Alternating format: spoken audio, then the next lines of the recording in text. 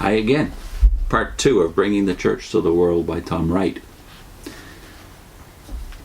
This chapter, chapter 5 in his book, is entitled The Burning Bush, and the subhead we're diving into here is God's strange presence.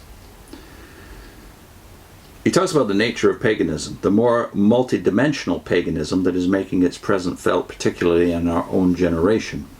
This is not the paganism of materialism. It draws on the other sort of monism, making everything into the expression of a single mind. It is important not to conduct this analysis in a vacuum. I have become aware over the last 2 or 3 years, keep in mind this is 1992 when this book came out, I've become aware in the last 2 or 3 years of an entirely negative and unhelpful reaction on the part of many Christians to this newer, though in fact ancient, paganism.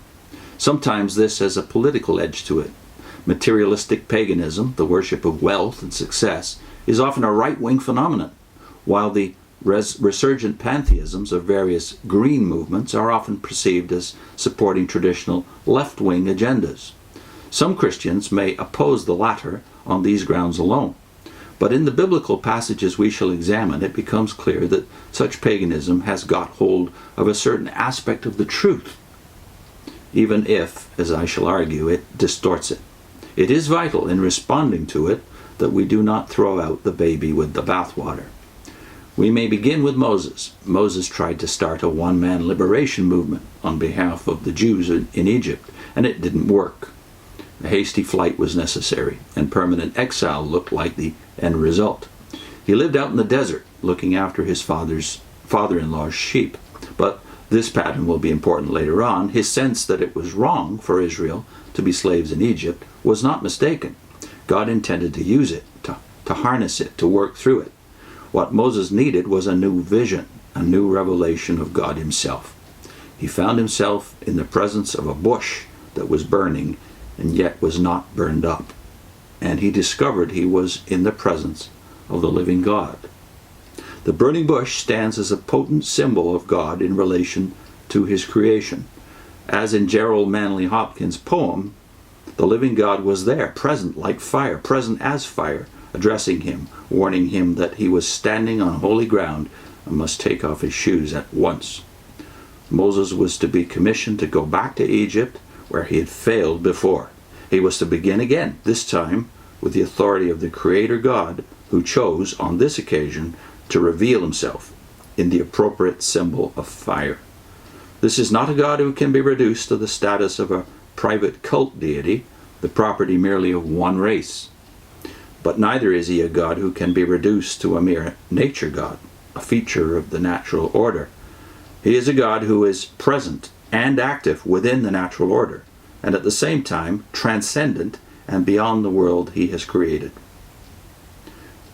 It is this balance that the human race has always found difficult to maintain in thinking and speaking about God, or for that matter about gods in general.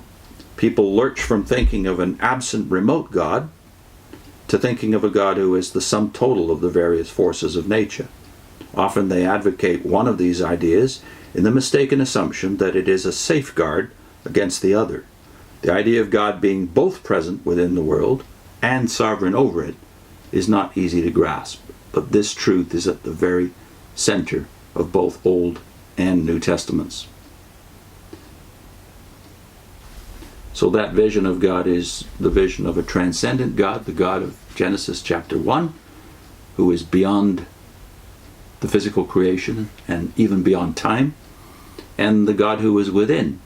And that is all very alien, let's say, to people like myself who are ex-Jehovah's Witnesses. We didn't learn of a God who was both outside creation and within it at the same time. And so if the rationalists that are Jehovah's Witnesses can't get it, I would dare say that most of the rationalists in the world who trust their own intelligence, their power of logic to guide them, will have difficulty with this too, as Tom Wright obviously has seen. But God is both transcendent and immanent. It's not one versus the other. And that's clearly stated in Genesis 1, verses 1 to 3, the first 3 verses of the Bible. So we're going to link to a video we did on Tom Wright's work in general, and also to a video we shot way more than a year ago on a tract we had done called The Little God of the Watchtower. I'll put those on screen right now.